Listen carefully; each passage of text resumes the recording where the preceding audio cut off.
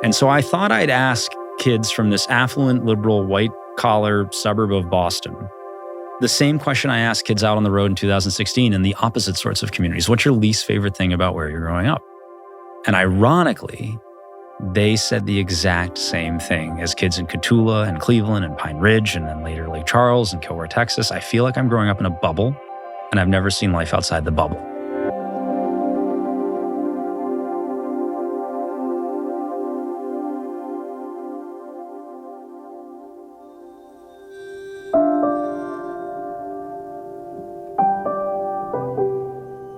I'm Kate Tucker, and this is Hope is My Middle Name, a podcast from Consensus Digital Media. And I've got a special episode for you today. There are so many reasons why it's special. First and foremost, because of my amazing guest, David McCullough III. But it's also unique because David and I actually got to have this conversation in person in Boston this summer, which means you can also watch this episode on YouTube and at hopeismymiddlename.com. But let's get to it. I am so excited to introduce you to David McCullough III. He is the co-founder and CEO of the American Exchange Project, which sends high school seniors on a free week-long adventure to a faraway community very, very different from their own. It's a simple but profound mission to connect our divided United States. David started AEP when he was just 24 years old back in 2019. And the organization officially launched in 2021. To date, AEP has sent more than 1,000 students to 75 towns in 36 states. Now, David is a visionary, and he believes that the polarization and division in the U.S. ultimately comes from the fact that we don't know each other. And he wants to change that in a very big way. His goal is to have 1 million kids involved in the American Exchange Project by 2030. As you'll hear, the inspiration for AEP came from a road trip David took when he was in college, where he visited towns that were vastly different from his own. And as a white male coming from a lot of privilege, he thought he'd be shunned by the people he met. Instead, the opposite happened, and it changed his life.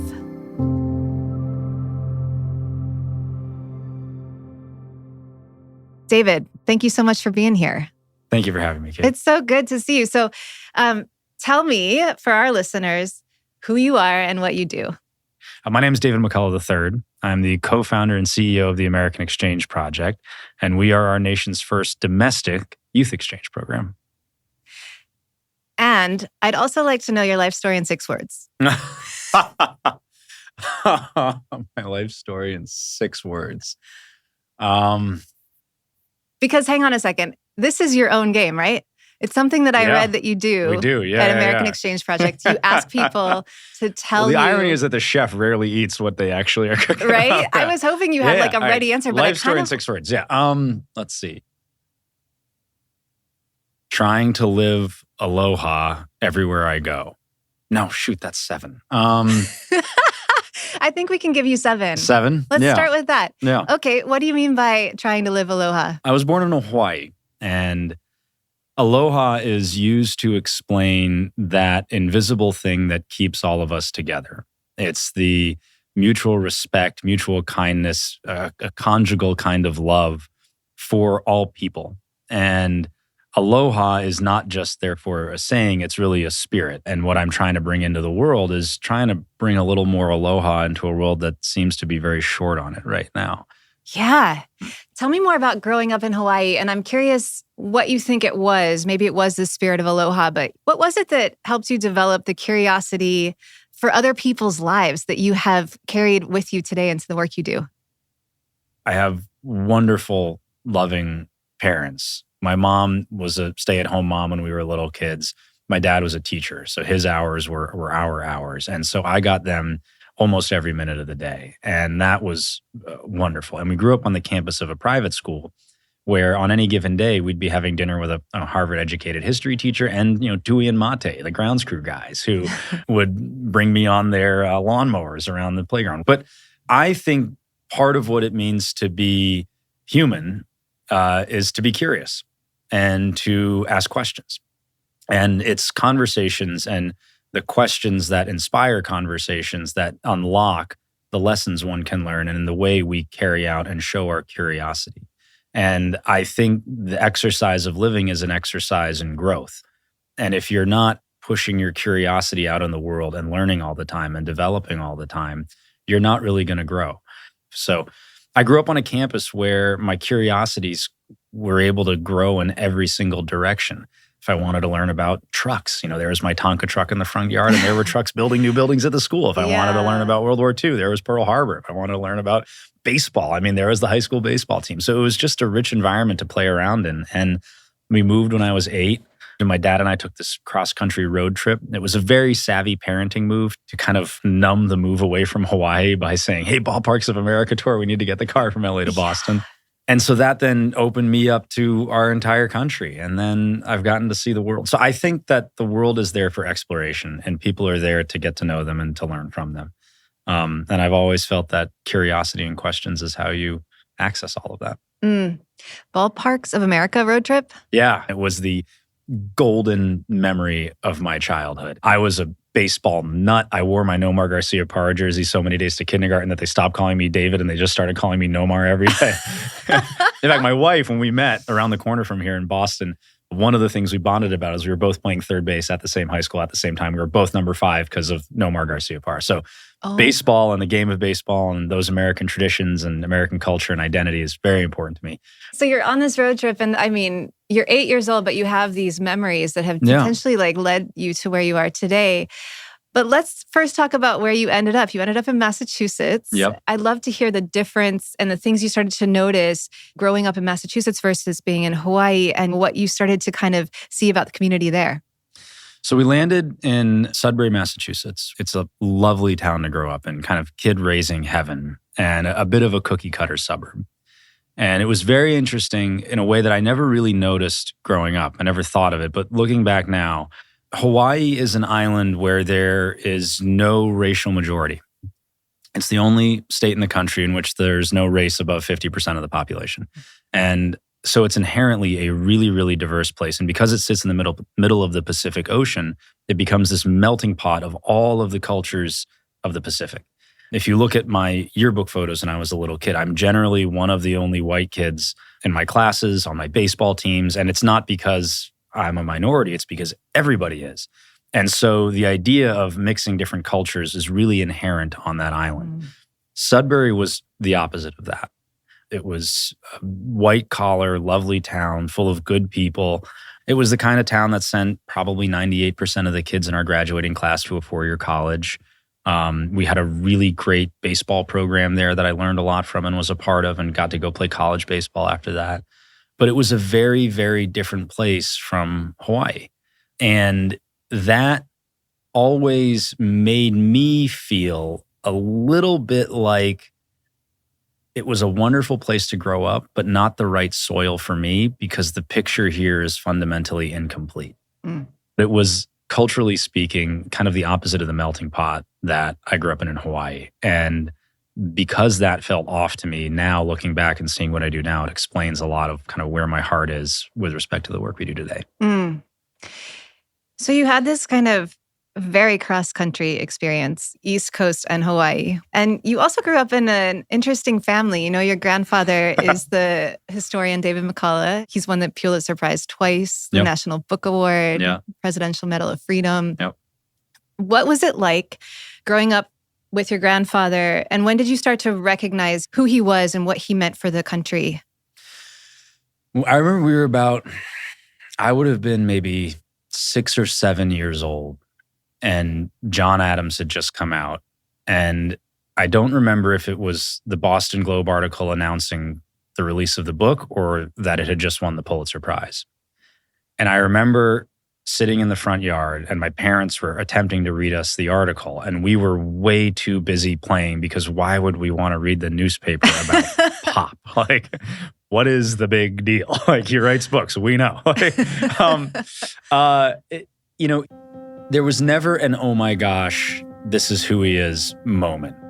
his notoriety never superseded the fact that he was my grandfather and someone I looked up to and a dear, dear friend. And I looked up to his character and his integrity as much as I looked up to his accomplishments and his view of the world and his perspective on our national identity and how one ought to dedicate their career to something bigger than themselves and how one ought to leave the world a better place for their having been a part of it is much more how I strive to be like him as a person than any kind of accolade he won.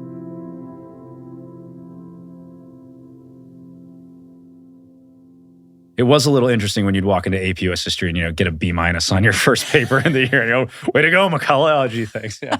Yeah, we were very, very close. It meant the world to me that he got to be around to see AEP get up and get going and to see him feel a sense of, hope for the future of our country because he left it at a time when our future is not set. And when there could be darker days ahead, it was challenging for him. And so to see him feel some hope from our work there at the end meant more to me than I could ever put into words. Thinking back to you at the time when you're discovering what's happening with your grandfather and you're kind of coming into your own as a human, Yeah. What did you start to think for yourself? Like, what did you want to be? How did you see yourself as you were growing up? I had a lot of ideas. And I still want to be the shortstop for the Boston Red Sox, although I think my chances are a little slimmer than they were earlier. If Alex Cora is listening, I'm open to it. I wanted to be a ball player growing up. There's no hesitation. I was a kid with that dream, and I wasn't within a country mile of being good enough for that. So I've always loved stories. I've always been very captured by stories, and I always knew that if I was really going to succeed at anything, it needed to touch my heart. And I've also believed in taking big, harebrained, crazy risks. And I've defined for myself early on that what I wanted to do with my professional life was to use the English language to motivate people toward the good, bring them together, and help them realize that they're capable of more than they know. So I was tossing around all sorts of ideas, and it wasn't until I took a road trip in college that my heart was really won over by that. And at the same time, learning a lot about not just my grandfather, but all of my family. My mom's side of the family is Armenian. She is the first in her family to marry a non-Armenian. Her grandparents, my great-grandparents, came here fleeing the Armenian genocide. 2 of them narrowly escaped being killed. They watched as their whole families were shot outside of the little village of Malatia. And my great-grandfather, at the age of 9, ran off and lived in the woods for about 5 or 6 years before he was able to make passage to America through an orphanage in Aleppo. And my great-grandmother was a concubine in a Turkish family at about the age of 12 or 13 years old. That's how she survived. Her son went to MIT. And as important to me as the McCullough side is, so too is my Barmakian side, who are the total beneficiaries of the American dream. None of my great-grandparents, I think, had beyond an elementary education, if that. Many didn't even speak English, and yet still they could send their children to college. That is the American dream in many ways manifesting itself. And today, when you read data that the number one predictor of a child's outcome in America is the zip code into which they're born, but not their skill, ingenuity, or their work ethic, you realize that the society that benefited my family decades ago is withering away right now. The rungs on that American dream ladder are getting further and further apart. That matters to me a great deal.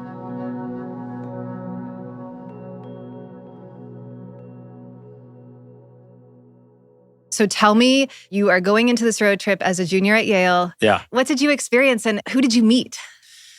All right, so combination of no talent and a hurt shoulder had me fresh off the Yale baseball team at the beginning of my junior year. And I spent a couple months just kind of flip-flopping between everything the university had to offer to figure out what I would do next. And I heard about a program that had 3 of my favorite professors at the university all guiding and teaching it. The problem was you had to apply to get in. And I found out that the application was due 3 hours after I found out about the application. So I run up to the library and I sit down, and it turns out the guy I'm sitting next to, a friend of mine named Sam, said that, it helps if you have a thing, quote unquote, that you know a little bit about. And they're going to ask you what you're going to do with a research project as part of the program. Because the program ran from junior spring to senior fall. And they gave you money to do a project on whatever you wanted in the summer in between the 2 semesters. And so I thought, gosh, what do I know about? I don't know. I mean, not very much. Well, I thought, okay, here's what I'm going to do. My dad's a teacher and I know him really well. So I can just write the stuff he says about education. Yes. And my brain immediately went to that 8-year-old memory of the road trip. And I thought, all right, well, I'm going to combine the road trip with a passion for education. And at that time, I was writing a story about Wilbur Cross High School, which is a very interesting school in the city of New Haven, one of the lower performing schools in the state of Connecticut. And I'd just the night before gotten out of an interview with a teacher there who was crying because people come in all the time and tell her what to do and tell her how to teach, but never come in and say, Mrs. Sasso, you've been here for 30 years. What can you tell us about how we can do education better? And I thought, well, I'm going to do more of that. I'm going to combine this memory of a road trip, and I'm going to interview teachers and students and parents about the grand strategy of how we educate our nation's poorest children. And lo and behold, the department went for it. So fast forward 8 months, I just turned 22, borrowed my mom's Mazda CX-9 and pointed it south toward Cotulla, Texas. I'd known a couple people but hadn't heard from anyone and just started driving and spent 2 months on the road. How did you choose the locations?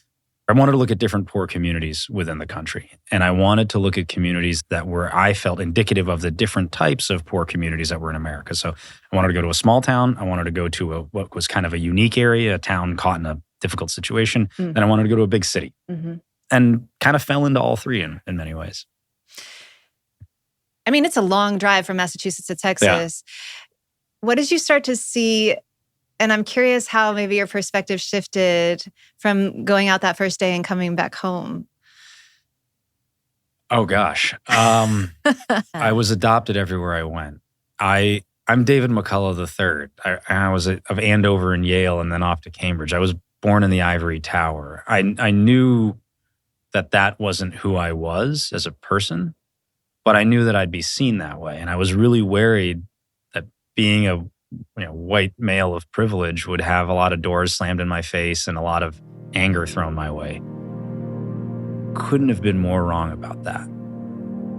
And I think it was because, one, people are that way. People welcome the stranger. People are deeply kind. This country's full of wonderful people everywhere you turn. And I also think it helped that I arrived with questions and not answers.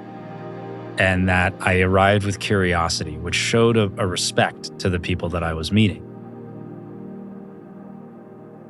I was excited when I left.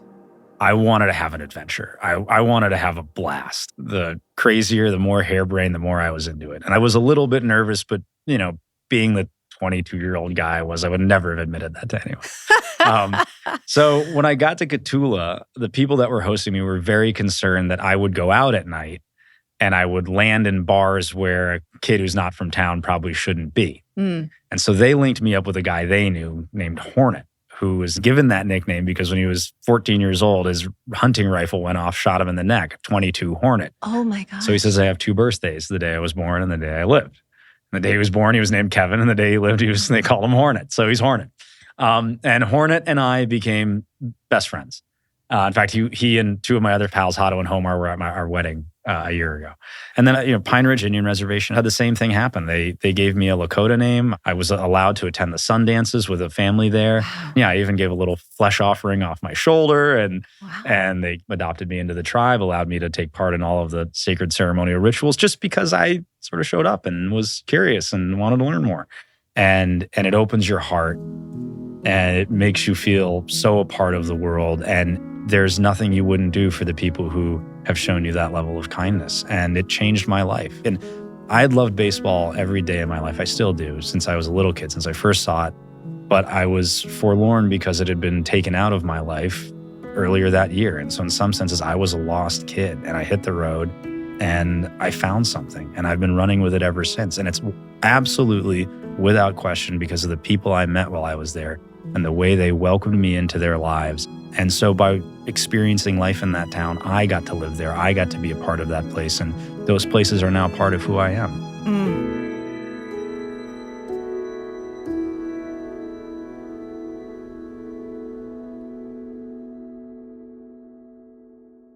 I'm curious what those people and those encounters taught you about prejudice, ignorance, polarization, maybe ways that even your own sort of sense of those things shifted over the course of that trip? I think for starters,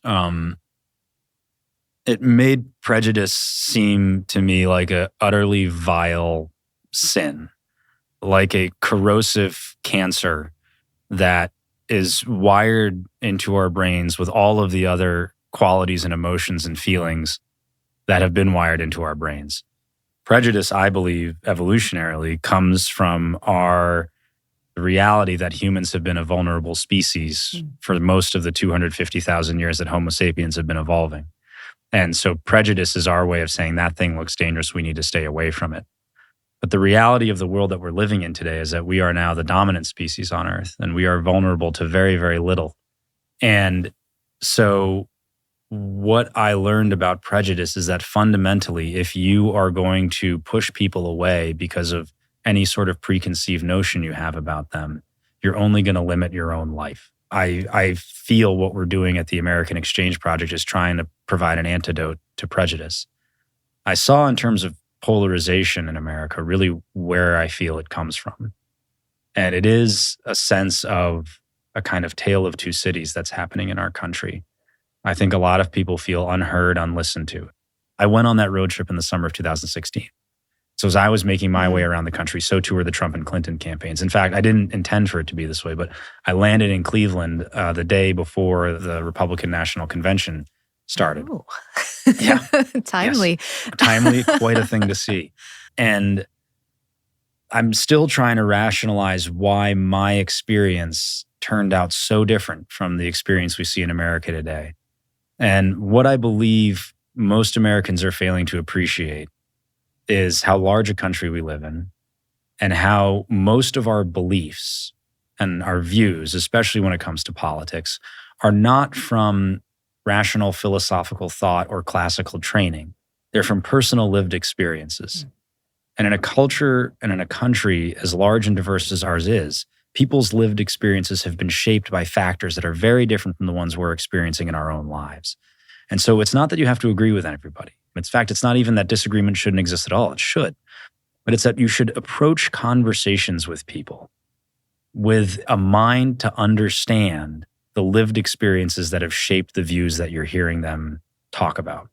And you should approach people generally with a grace and a humanity and a mutual respect, and to not be so afraid that someone's opinion about something is going to be dangerous or harmful to you.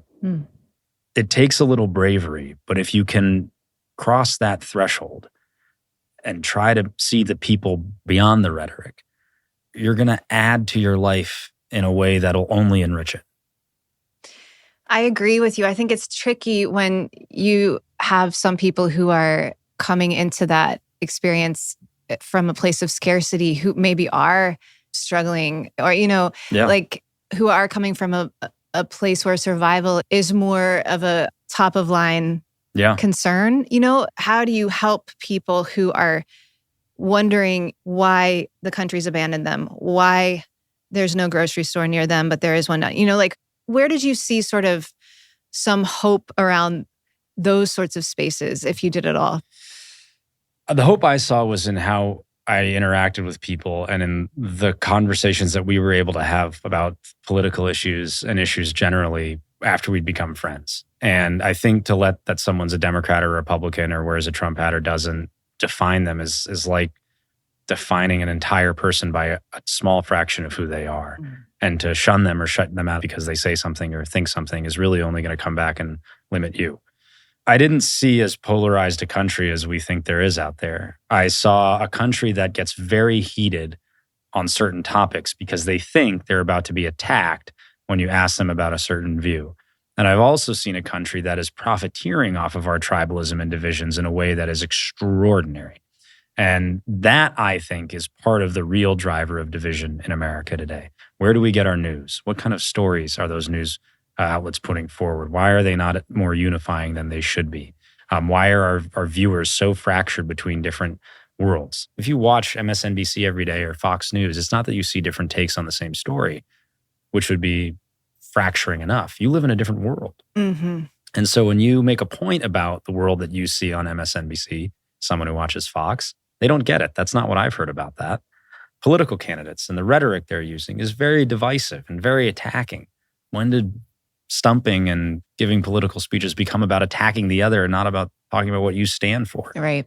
So I saw a country longing for something better and dealing with situations in all of their communities, whether it was on Pine Ridge or whether it was in Cotulla or Cleveland, that was not equipped with the mentality or language to really talk about the issues they're facing in a way that is empathetic and gonna help people realize what's going on in their communities. The hope that I saw is kind of what we're building AEP on, which is the belief that the vast majority of Americans are really good people who, under the right circumstances, will get along with each other. So if we can find leaders and programs and ideas that provide the right circumstances, it's going to be an accelerant across the country. And when you look at the local level, you see wonderful people doing good work in communities across the board to make their towns a better place, to resolve the issues that they're facing. So my trip affirmed that. And you also saw heaps upon heaps of young people that were hopeful and idealistic and ready for a better future as well. That's where the hope comes from. I think it always comes from good people doing what they can with what they have where they are.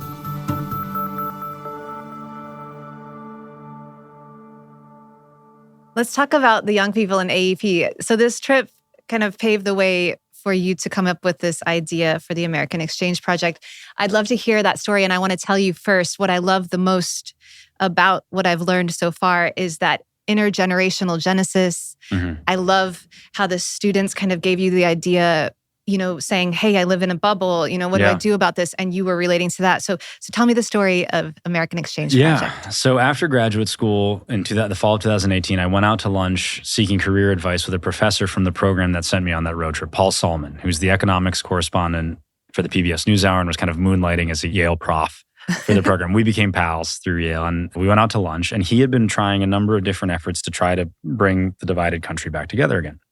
And we were talking about how polarization in America was really the greatest issue in the world, because so long as we were so divided as a society, the issues our nation and our government was meant to come up with some collaborative solutions on would be stalled. We'd be exactly what we're seeing now, which is a kind of stalled American democratic machine. And so we figured if we're going to fix one thing in the world, it should be that. So we kicked off a 6-month research project on what social innovation can scale up and bring the divided country back together again. And because starting a nonprofit isn't the most lucrative thing one can do, I needed a job. And I got a job as a substitute teacher back at Lincoln Sudbury Regional High School, which in many ways was kind of the opposite sort of public school from the ones that I'd visited out on the road in 2016. And as we were realizing some core tenets of how we can create social cohesion among people who disagree with each other, or even more generally than that, diverse peoples, I was teaching kids every day. And some of those tenets were, in order to bring people together, you got to do a thing. And that thing can't advantage any individual at the table. If you debate movies, the kid who knows a lot about movies is going to run the conversation. And that thing also can't be marketed on a, hey, divided people, let's come together and do this thing pitch. We also realized that if it was about opening people's minds or changing people's minds, doing that with an adult was kind of like turning around an aircraft carrier midstream. They have been for years living on the tack that they've been living on. And to turn them around would feel like an opportunity cost to them, or an admission of wrongdoing, or a need to feel guilty about something. Yeah, it's literally a threat to our psyche, to our identity. My whole orientation is off. And I'm violating a certainty I have because of a lived experience I've had. This happened to my brother. This happened to me. And so this is what I think about it. And I'm not going to abolish that memory in the name of just changing my mind because you told me to, or you made a really good point over coffee one day. But with kids, with young people, changing their mind, opening their minds was what they were doing already. They were in formation. Frederick Douglass said, it's always easier to build strong children than repair broken men. And we've been seeing that across the country. We also found that there was a bit of a double hit on the kids' point, because young people are a quick way into their parents' hearts. And so my head's swimming in all these things, and I'm substitute teaching, and I'm back at Lincoln Sudbury one day, and 2 girls in the front of the room see me writing Mr. McCullough on the board. And one of the girls says, Mr. McCullough, where'd you go to college? And I said, I went to Yale. They said, really? I said, yes. And they said, really? And I said, yeah, why? And they said, well, you live at home with your parents and you're a substitute teacher. Like, shouldn't you be at a bank somewhere or something like that? Ha ha, very funny. And I thought, well, I'm going to have to tell them what I do in addition to this. And as I thought that, I realized, I've never really talked to teenagers about polarization and division and my road trip, and that I was working on this idea to try to bring our country together. And so I started talking to these girls in the front row about the sorts of places I'd been traveling to and the work that we were doing. And I noticed as I was talking to them, every single conversation going on around the room got quiet. And 5 months back at LS, I had not seen that happen. And then they started firing questions at me that came from a level of curiosity that I'd also not seen in the last 5 months. So I thought something about me going to Davenport, Iowa is getting these kids interested. And so I thought I'd ask kids from this affluent, liberal, white-collar suburb of Boston the same question I asked kids out on the road in 2016 in the opposite sorts of communities. What's your least favorite thing about where you're growing up? And ironically, they said the exact same thing as kids in Cotulla and Cleveland and Pine Ridge and then later Lake Charles and Kilgore, Texas. I feel like I'm growing up in a bubble and I've never seen life outside the bubble. I was 24 at the time, and I thought about that observation as they said it. And I realized that when I was in their shoes 6 years before, all of my friends and I went off to effectively the same sorts of colleges. And we all majored in one of a handful of majors. We all partnered up with people from our town or our college. Most not only moved back to Boston, most were living in Southie at the time, working at one of 3 or 4 companies, living with your partner or about to, and saving money to move back to a suburb like Sudbury. And so I thought, it's not only that they're growing up in a bubble, it's that it's kind of like a railroad car. And you never really explore other cars, or better yet, get off the railroad tracks and see life elsewhere. And that immediately made my stomach drop, because I thought polarization is only going to get worse if this is the case, because then people are going to continue to think of folks who are in different railroad cars or have been through different lives, if everybody were in a different bubble, as more and more different. And we're going to make people who are different from us the other. And Teddy Roosevelt said, if we the only thing that'll sink democracy is if we start thinking of our fellow Americans as the other.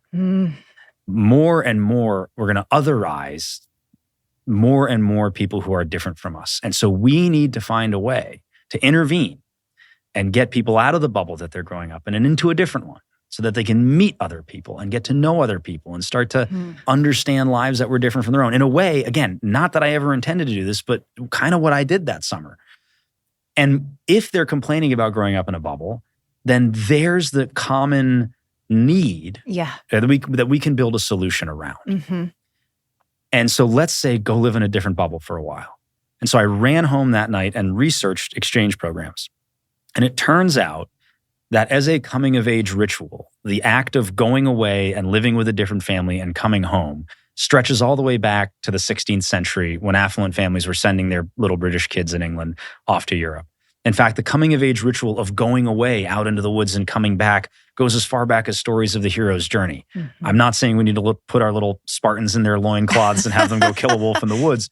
But the idea of getting out in the world and being uncomfortable and approaching the scary things that end up not being that scary, and going through an adventure and learning about yourself and where you're from and who you are and what that means in the context of your own culture and society is an age-old idea that I think we've fumbled, that we've lost, that we don't really have anymore. And then in 1946, the State Department proliferated the idea of an exchange program in the formation of the American Field Service in 1946, which had been an ambulance corps. And there was great concern at the time that post-war peace policies wouldn't get anywhere because the next generation of young people would harbor the same animosities that their parents and grandparents had held. I don't like Germans because that guy's dad killed my uncle. And so they needed to create ways to kind of bring these cultures together again.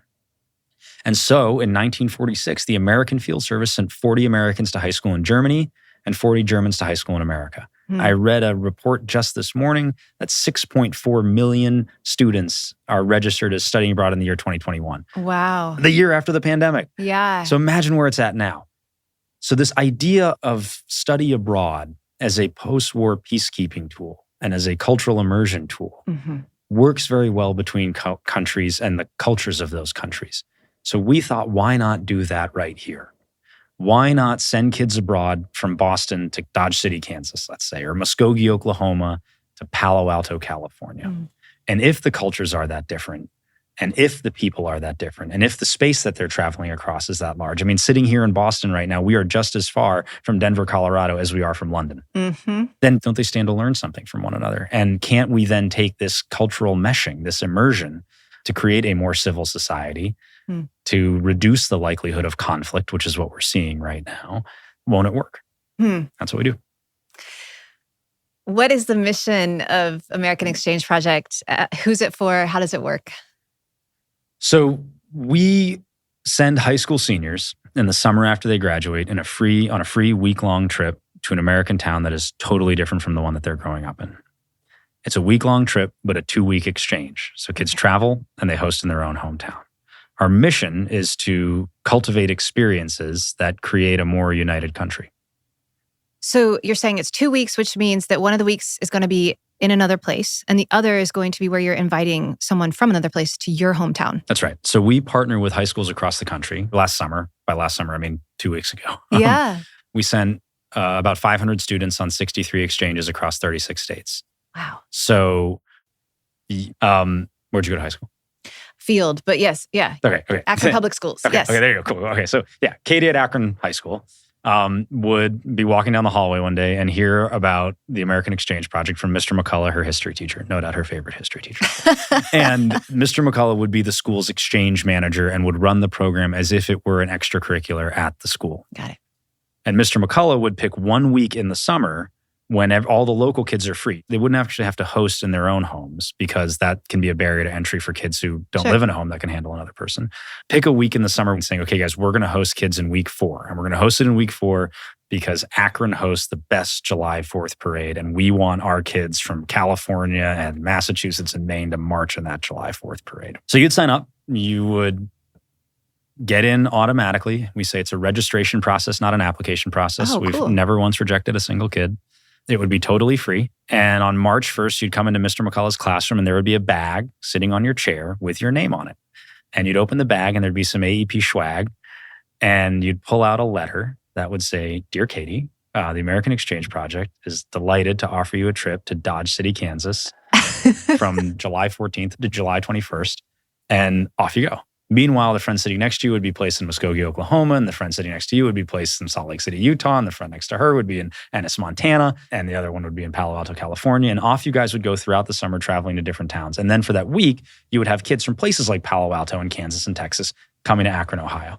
And you'd spend the week every minute with each other, staying with host families, immersing yourself in local culture. That can be going down to Louisiana and Zydeco dancing at the back porch of a Cajun musician. It can also be doing what every kid in Lafayette, Louisiana does on Friday night, which is hang out at Sonic till 10 at night, drinking milkshakes till the sugar rush gets you. Yeah.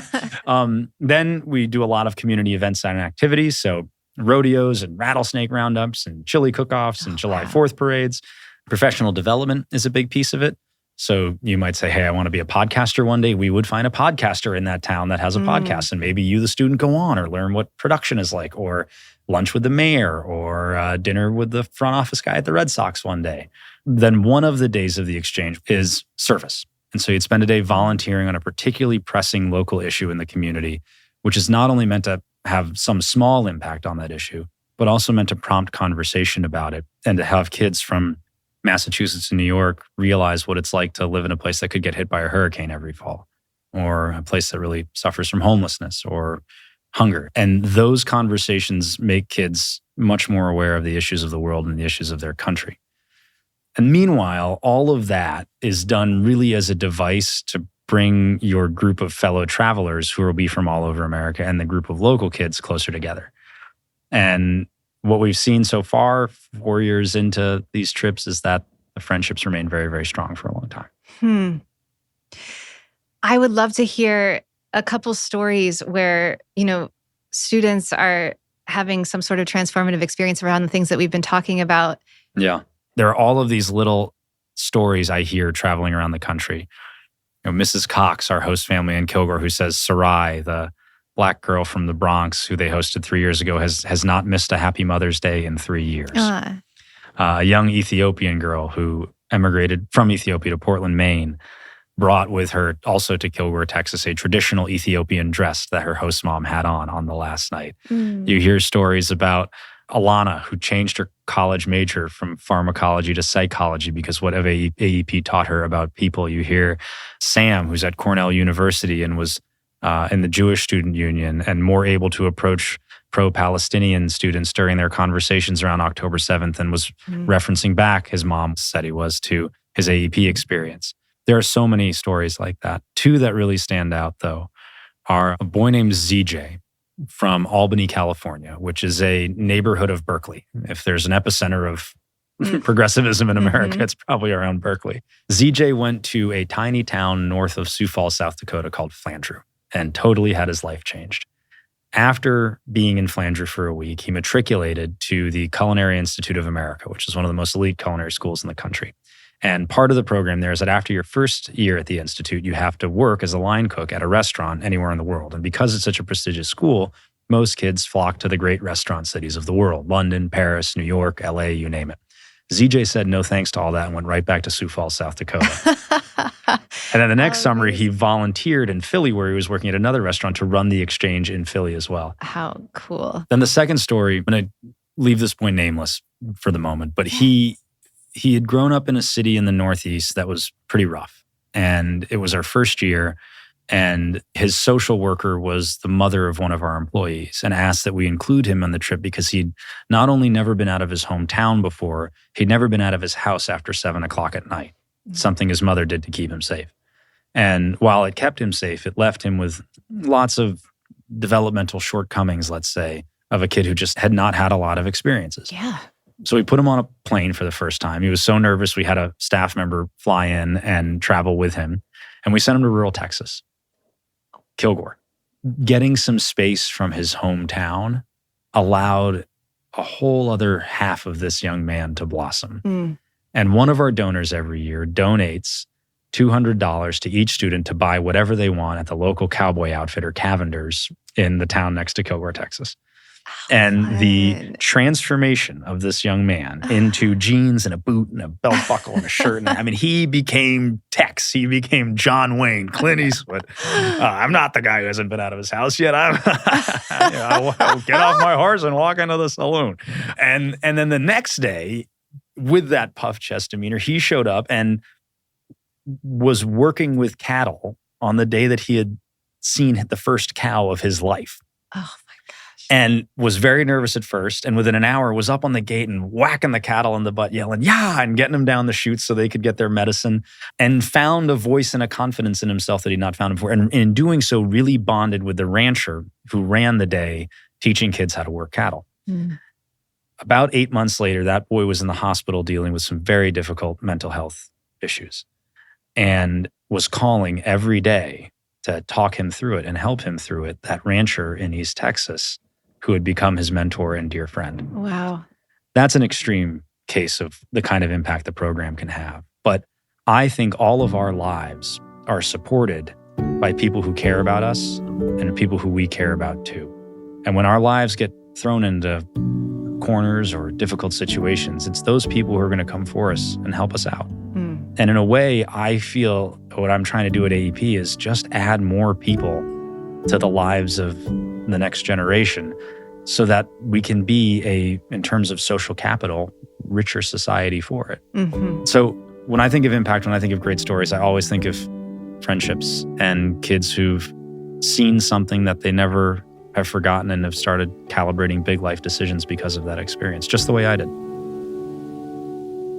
Yeah, and you're building these micro communities. Like you said, you're allowing these people to come up around these young people. Yeah.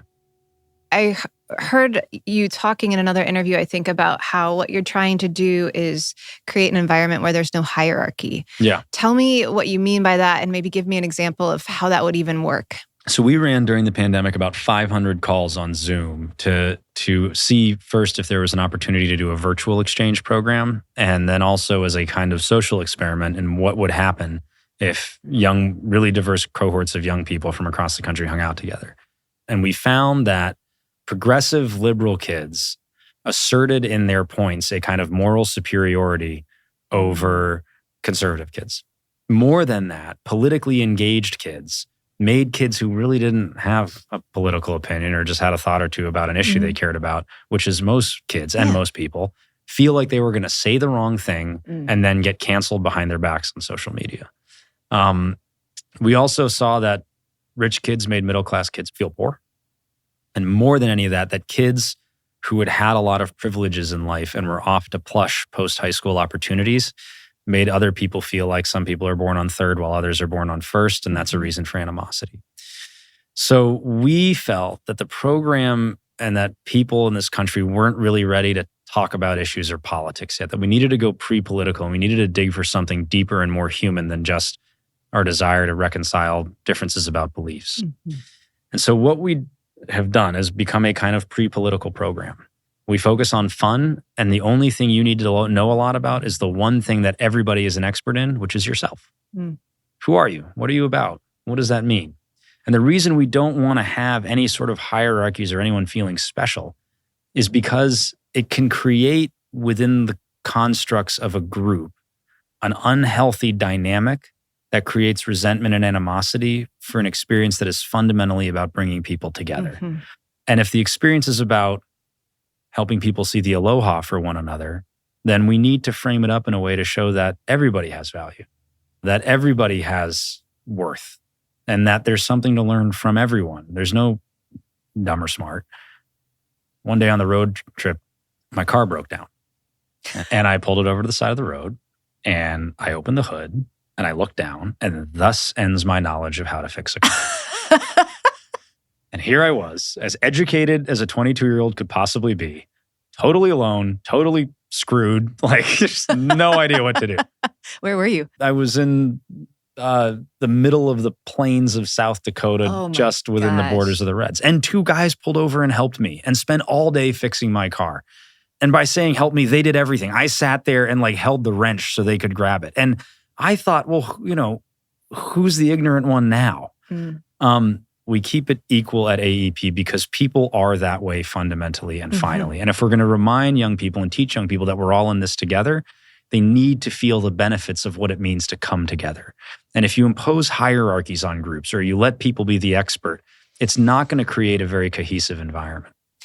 Talk to me about mental health and kind of the things that you're seeing with AEP and the students, the impact of AEP on their mental health. So one of the great honors of the year and surprises was when we got referenced as a solution to the mental health epidemic and the rewiring of American childhood at the end of Jonathan Haidt's new groundbreaking book, The Anxious Generation. It's a great book. It's a great book, yeah. Check out page, I think it's 273. There we are. Self-esteem and confidence, I think with adolescence can come from two arenas. The first is working up in yourself that somewhat irrational courage to give something a go, give it a try, and realizing, oh my God, I can do this. And then thinking, that tough part really wasn't that bad. And here I am on the other side of it, and I'm fine. And then imagine what's possible. Yep. The other thing too is to surround yourself with people, healthy relationships, people who think you're wonderful, who think you're really great.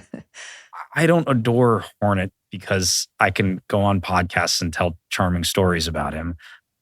I like Kevin because I like Kevin. He's my pal. We're just friends.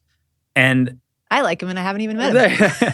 They're great. And Hato and Homer and all of them. And whatever they do, I'm there for them. They're my friends. And no different than any of the friends I would have made in Sudbury or Hawaii or college or you name it. There's no question that teenagers today are dealing with a really, really, really serious epidemic of mental health. And I think it stems from loneliness. 250,000 years of human evolution has not inevitably landed us on screens. And young people today spend 9, sometimes as much as 12 hours a day on a screen. 7 of those hours are doing nothing of consequence. I read about a year ago that if you took all of the feet of social media that a young person scrolls through in a day and made it a string, that string would be taller than the Statue of Liberty. Oh, that makes me so sad. And so much of our lives are trapped on these things that they give us a false sense of reality. And that's particularly difficult for young people. In addition to that, the bleak future that adults are constantly talking about makes an impression on young people because that's the future that I'm growing into, that I'm going to arrive in. The communities that are very poor in social capital that young people are growing up in today do not make young people feel like it's a village that's raising me, but rather individuals, and that village is something to be scared of. And if the world is a dark and scary place and the future is bleak and the phone is comfortable, but ultimately leaving me not feeling that well, where do you go to be happy? Where do you go to feel like a kid and enjoy a little freedom? I'm trying to help kids be kids again in some sense. Travel, have fun, raise a little hell, go camping, go for a hike, make friends with new people. We're working with kids that are 18 years old, so they do have a sense of themselves more often than not at that point.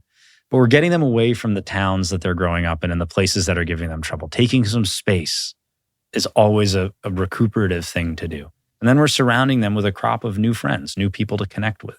And those friends are in 3 dimensions. And they're realizing through those friendships that it's not just that the world is black and white or even gray, it's full of color. So by surrounding themselves with healthy 3-dimensional friendships, by giving them opportunities and experiences that are so exciting and fun that the phone never even begins to come out of the pocket, I think we're providing young people with resources and experiences that I hope gets the root of the mental health issues today and the issues around loneliness, moving away from the kind of corrosive aspects of what's happening to kids and towards something that's much, much healthier. And you're not only getting those kids out of their situation, the limitations of that, you're also, in my understanding, you're helping them see their own communities anew when they return, because they're also welcoming other people into their towns. My grandfather used to say that when you go to another country, ironically, the country you learn the most about is your own. Yes. I've seen the same thing happen just at the unit of the hometown at AEP. In our results from our surveys last year, we saw that not only did young people feel that people who disagreed with them were more moral, thoughtful, and kind after their trips, we saw that they thought people who agreed with them were less moral, thoughtful, and kind after their trips. As if to say, when you get some space from the tribe that you've been born into, you're able to voice your frustrations with that tribe a little bit more. Tell me, when you look at the long view of American Exchange Project, when you think about it 10 years from now, if it were to grow in the way that you are seeing it, because I know you want to scale it, what does it look like and how does that potentially contribute to the strengthening of our democracy at this crucial point? My dream is that one day senior exchange becomes as normal to the experience of a high school student as senior prom. I love it. I think a mark of many healthy societies is rituals, coming of age rituals. And I see what our students do every year, the 1,000 students that have done it, as the next American coming of age ritual, civic coming of age ritual. And that's what I do every day. That's our job. That's what we're trying to build. It is extraordinary, the experience we've been able to provide kids so far. What they've had and what I've heard has warmed my heart beyond all get out. But I work hard every day for the millions that I want to see do it one day. And I know that it's possible. The more we do it, the more we grow, the higher the ceiling of its potential becomes. And the more we realize that the dream is very much there. And all it takes, truthfully, is people willing to believe that most Americans are good people, believe that all kids are in need of an experience like this, and saying, I'll take the risk of opening my home to you. I'll take the risk of signing up and traveling. I'll take the risk of talking to you. And when they see, as the vast majority of the time they will, that goes well, it opens your heart to a newer, better, brighter world. And it frankly creates what we're trying to inspire, which is a sort of moral awakening that reminds all of us, or instills in all of us, the certainty that we're all in it together.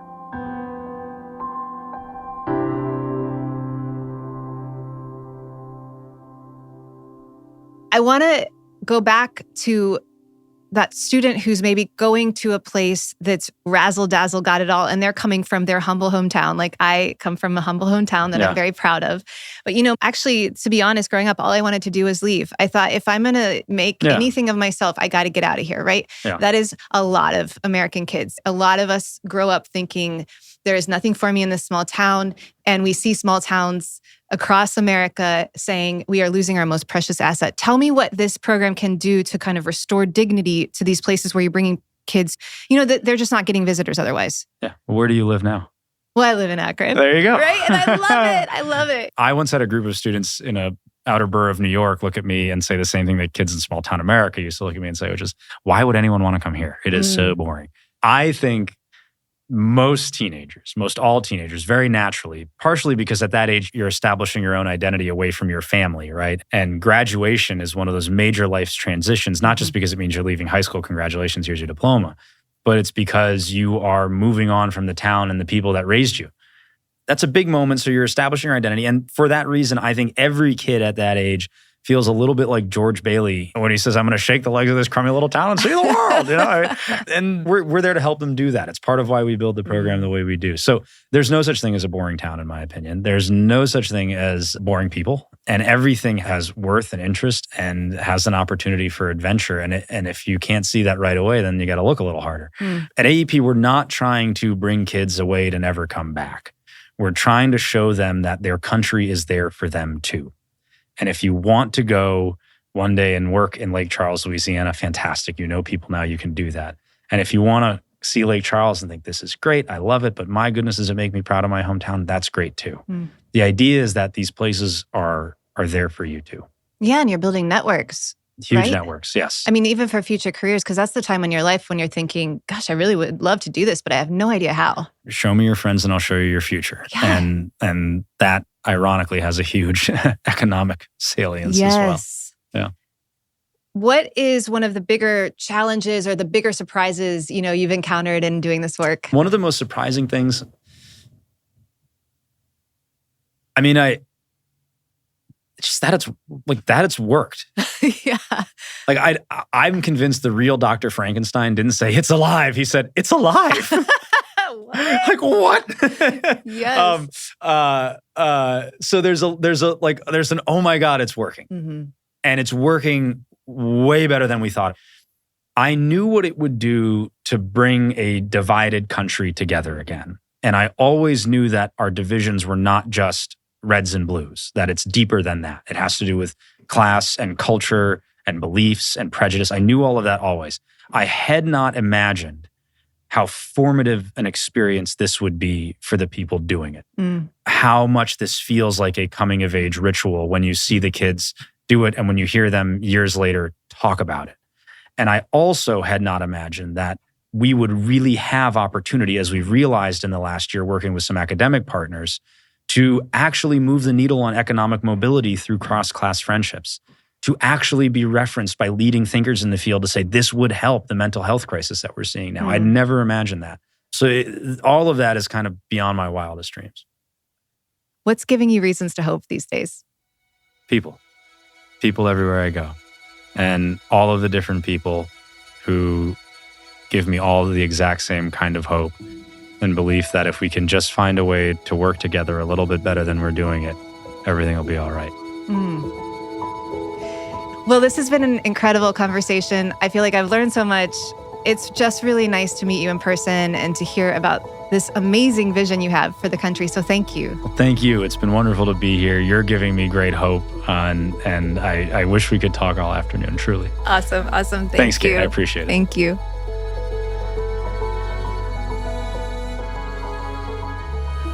Thank you so much to David McCullough III for believing in the good of our fellow Americans and reminding us that there's more that unites us than divides us.